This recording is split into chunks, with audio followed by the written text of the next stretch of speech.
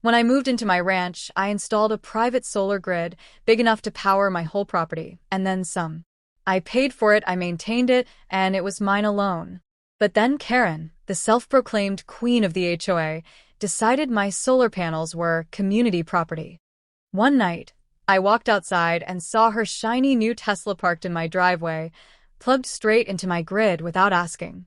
At first, I thought it was a mistake. Maybe she didn't realize. I unplugged it, left a note, and warned her not to do it again. The next morning, I found it plugged in again. Not only was she stealing power, but she left muddy tire tracks across my garden, like she owned the place. When I confronted her, she smirked and said, "You don't need all that energy anyway. Consider it an HOA tax." That was it. If she wanted to play games, I'd give her a lesson she'd never forget. I adjusted my system, nothing illegal, just enough to surge the output. That night, when she snuck over and plugged in her Tesla, I watched from the porch with a cup of coffee.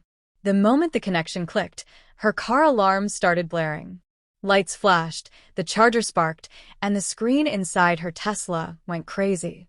She panicked, yanking the cable out and screaming that my faulty system almost fried her car. I calmly told her I had the entire incident on camera and that if she tried to blame me, I'd show the footage to the HOA and the police. Suddenly, the smug queen of the neighborhood turned pale. She hasn't touched my grid since. Sometimes, the sun burns brightest on thieves.